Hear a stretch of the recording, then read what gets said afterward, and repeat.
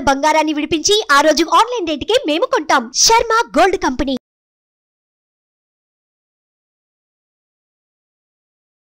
నమస్తే, welcome to Suman TV. నేను మీ యామ్ని.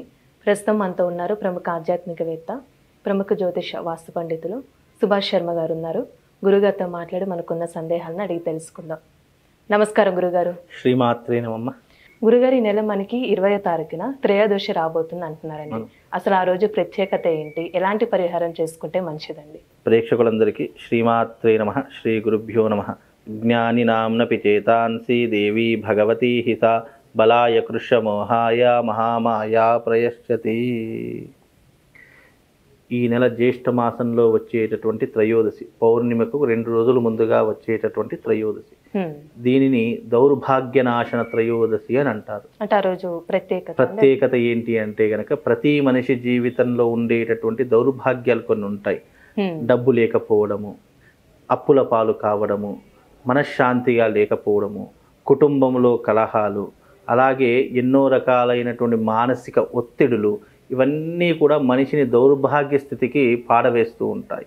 అలాంటి దౌర్భాగ్యాలను దూరం చేసేటటువంటిదే ఈ దౌర్భాగ్యనాశన త్రయోదశి. ఈ పౌర్ణిమకు 2 రోజుల ముందుగా వచ్చేటటువంటి ఈ త్రయోదశి రోజున ఎవరైతే వినియోగించుకుంటారో వాళ్లకు ఉన్నటువంటి దారిద్ర్యములు, దౌర్భాగ్యములన్నీ కూడా తొలగిపోతాయి. మామూలుగా మాట వరుసకు అంటూ ఉంటారు, నా దౌర్భాగ్యం ఇంతే, నా జాతకం ఇంతే, నా పరిస్థితులు ఇంతే, ఇలా ఎన్నో రకాలైనటువంటి వాడుకలతో వాడుతుంటారు. దౌర్భాగ్యం అంటే అర్థం ఏంటి అంటే నెగిటివ్ ఎనర్జీ, అంటే నెగిటివ్తో కూడుకున్నటువంటి ఇబ్బందులు ఏవైతే ఉన్నాయో వాటన్నిటినీ కూడా దూరం చేసేటటువంటిది ఈ దౌర్భాగ్యనాశన త్రయోదశి. త్రయోదశి ఏ రోజున వచ్చిందంటే 20వ తారీఖు రోజున గురువారం వచ్చింది. అలాగే గురువారం రావడం చేత లక్ష్మీవారము అని దీనికి పేరు. గురువారానికి, ఈ గురువారం శుక్రవారానికి కాదు, గురువారమే లక్ష్మీవారము. చాలా మంది శుక్రవారం అంటారు కానీ శుక్రవారం కాదు, లక్ష్మీవారం వచ్చేసి గురువారం. అందుకే గురువారం రోజున తిరుపతి వెంకటేశ్వర స్వామి వారి యొక్క కండ్ల దర్శనం జరుగుతుంది గురువారం. అందుకే ఆ రోజున లక్ష్మీవారము అని పిలుస్తూ ఉంటారు. కనుక ఈ గురువారం అనేటటువంటి రోజున ఈ త్రయోదశి వచ్చింది కాబట్టి ఈ త్రయోదశి రోజున ఏ మానవుడైతే ఆ రోజున ఉపయోగించుకుంటాడో తప్పకుండా వారి యొక్క దౌర్భాగ్యాలన్నీ కూడా తొలగిపోతాయి. మరి ఏ రకంగా వినియోగించుకోవాలని ఆలోచన కూడా రావచ్చు. అయితే ఆ రోజున ప్రత్యేకంగా శివుడి యొక్క ఆరాధన చేసుకోవాలి. శివారాధనతో పాటు ఈ గురువారము రోజున వచ్చే, ఈ జ్యేష్ఠ మాసంలో వచ్చే గురువారము దౌర్భాగ్యాన్ని తొలగించేటటువంటిది కాబట్టి ఆ రోజున చక్కగా నువ్వులు ఉంటాయి కదా, నువ్వులు బెల్లము ఈ రెండిటిని కలిపి లడ్డూలాగా చేయాలి. 21 లడ్డూలు చేయాలి. ఈ నువ్వులు బెల్లంతో కలిపినటువంటి లడ్డు 21 లడ్డూలను చేసి శివాలయానికి వెళ్ళి అక్కడ శివుడికి తేనెతో కానీ లేదు అంటే చెరుకు రసముతో కానీ అభిషేకాది క్రతువులు చేయాలి. రుద్రాభిషేకం చేసుకోవాలి. నువ్వులు అంటే తెల్లవి ఉంటాయి, తెల్ల నువ్వులే. లడ్డూలు అంటే తెల్ల నువ్వులతో చేసేటటువంటి, శనీశ్వరుడికి సంబంధించిన నల్ల నువ్వులు, శివుడికి సంబంధించినటువంటివి తెల్ల నువ్వులు. కనుక తెల్ల నువ్వులతో చేసినటువంటి ఆ యొక్క లడ్డూలను 21 లడ్డూలు చేయాలి. 21 దాంట్లోకి వెళ్ళి 3 శివుడికి పెట్టాలి, 3 ఆవుకు పెట్టాలి, మిగతా 15 ఉంటాయి. ఆ 15లో 5 వచ్చేసేసి మనం ఏం చేయాలి అంటే 5ని మళ్ళీ సగభాగం చేయాలి.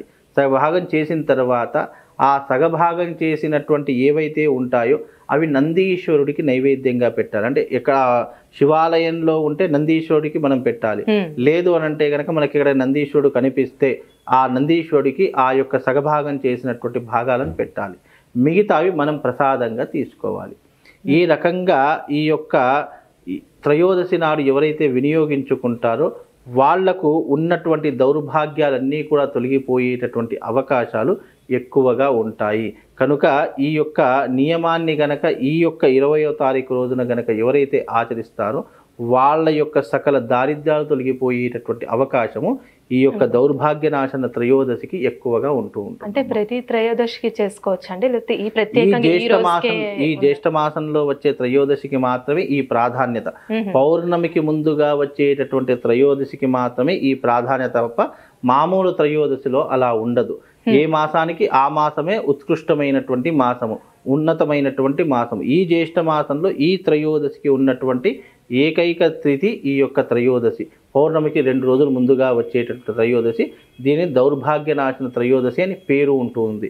కనుక ఈ దౌర్భాగ్యనాశన త్రయోదశి రోజున దౌర్భాగ్యాలన్నీ తొలగిపోవడానికి ఈ ప్రధానమైనటువంటి నియమాన్ని పాటించడం ద్వారా వాళ్ళకున్నటువంటి కొన్ని రకాలైనటువంటి ఇబ్బందులు కానీ, మానసిక బాధలు కానీ, శారీరక ఇబ్బందులు కానీ తొలగిపోయేటటువంటి అవకాశాలు దీని ద్వారా కలుగుతాయి. అంటే ప్రత్యేకంగా ఏమైనా మంత్రం అంటూ ఉందండి ఆ రోజు? దీనికి ప్రత్యేకంగా ఏదైనా మంత్రం ఉంది అంటే గనక స్వామివారి యొక్క మంత్రం చేసుకోవచ్చు. అంటే శివుడికి సంబంధించినటువంటి మంత్రము ఎన్నో రకాల శ్లోకాలు ఉన్నాయి, ఎన్నో రకాలైనటువంటి మంత్రాలు ఉన్నాయి. శివుడికి సంబంధించిన ఏదైనా తీసుకోవచ్చు. మృత్యుంజయ మంత్రం తీసుకోవచ్చు. లేదు అంటే ఇంకో మంత్రం చెప్తాను. మృత్యుంజయాయ రుద్రాయ నీలకంఠాయ శంభవే అమృతేశాయ శర్వాయ మహాదేవాయ తే నమః అనేటటువంటి మంత్రాన్ని కూడా పఠించుకోవచ్చు. దాని ద్వారా మృత్యునాశనం జరుగుతుంది, శత్రునాశనం జరుగుతుంది. ఎన్నో రకాలైనటువంటి అదృష్ట యోగాలు ఆ సాధకుడికి కలుగుతాయి. ఎవరైతే ఈ రకమైనటువంటి నియమాన్ని ఆచరిస్తారో చక్కగా వాళ్ళకు విశేషమైనటువంటి ఫలాదులు కలుగుతాయి.